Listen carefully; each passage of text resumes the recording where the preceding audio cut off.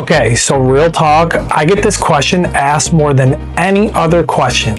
Jimmy, is it better to go FHA or conventional when I'm buying my first home? And here's the thing, there is no universal right answer. But there is a wrong way to make this decision. And most buyers out there are making the wrong decision because either their realtor or their lender is pushing them one way or the other without telling them the full story. So in this video, I'm gonna break down FHA versus conventional so that by the end, you know clearly which one fits your financial situation and you'll never have to take someone else's word for it again. Welcome to the Jimmy Knows Loans channel and let's go. Here's the problem that most first-time homebuyers run into. You sit down with a lender and then they ask you a couple different questions. They ask you about your credit score, what you do for employment or your job, what sort of income you bring in. They'll ask about what you have available to put down, and then they recommend a specific loan and you just go with it. And first-time homebuyers just go with it because the mortgage world is full of a bunch of different jargon and it feels like you need a finance degree to actually decode what is being said and what is happening. But here's what nobody is telling you. The loan type that you go with affects more than just your interest rate.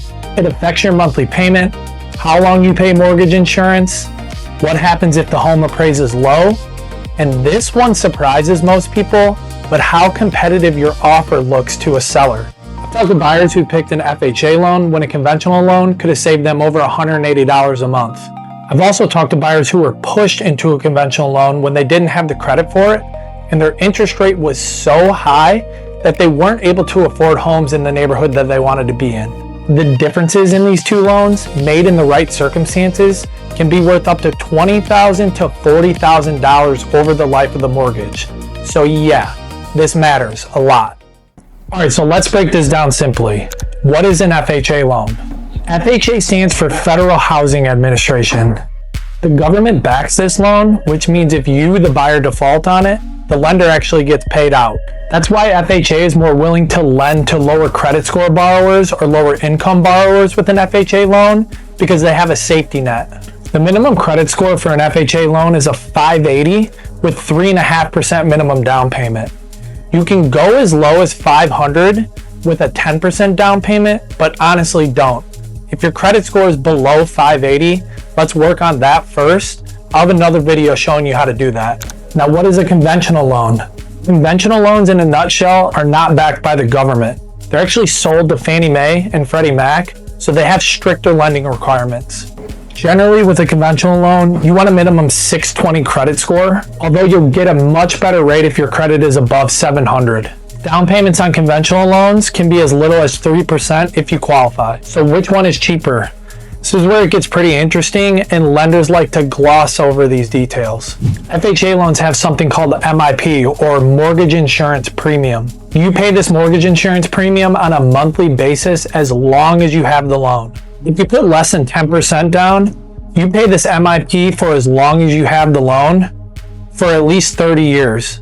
The only way to get rid of this mortgage insurance premium or MIP is to refinance out of an FHA loan into a conventional loan. Now, conventional loans have PMI or private mortgage insurance. You only have this PMI until you hit 78% loan to value percentage. Remember, we talked about PMI a lot in the last video, so if you missed that, go ahead and check that video out. Now remember, once you get to that 78% loan to value percentage, PMI drops off automatically. So there's a massive difference between the mortgage insurance that's paid on an FHA mortgage and a conventional mortgage. So here's a real example. Let's say you're purchasing a $300,000 home and putting 3.5% down. On FHA, that MIP per month is right around $175. If you never refinance out of that FHA mortgage and pay that mortgage insurance premium every single month for 30 years, you're looking at over $63,000 in mortgage insurance paid over the life of the loan.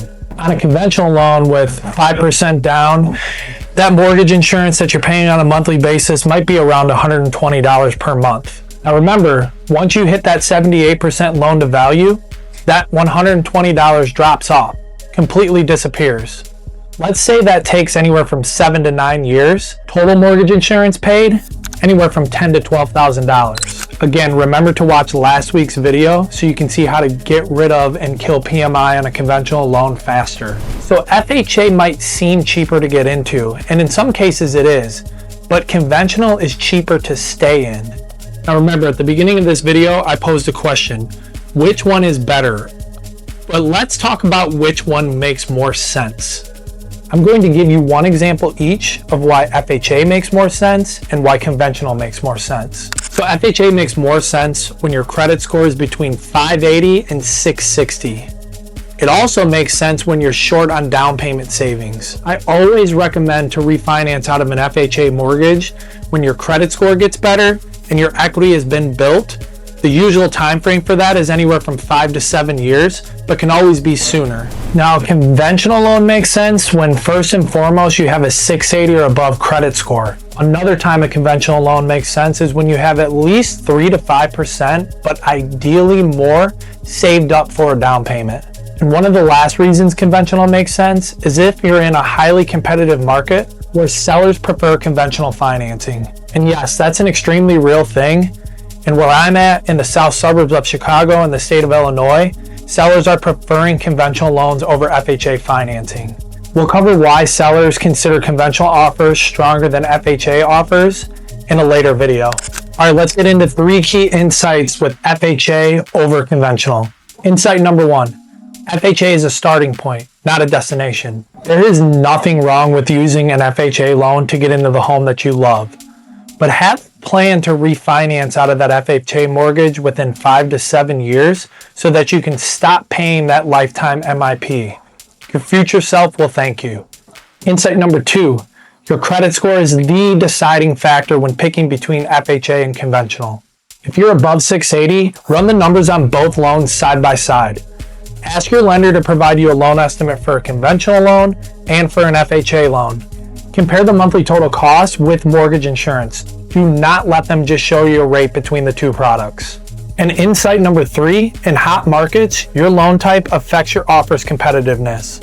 Sellers, especially in multiple offer situations, sometimes consider conventional offers more competitive than FHA offers due to the FHA requirements for appraisal being a bit more strict. If you're really competing in a tough market and you can qualify for a conventional loan, it could be the difference between getting the house or losing it. If this video helped you, please do me a favor and hit that subscribe button. Every single week, I'm breaking down the mortgage world in plain English so that you can start guessing and start knowing. Drop your loan questions in the comments below because I read every single one of them, and your question could become the next video on the channel. We're going to be going line by line through a closing disclosure, and we're going to talk about the different fees that aren't negotiable, the ones that are, and the one that lenders just add. That's next week on the channel. I'm grateful if you made it through this whole video, and we'll see you next time.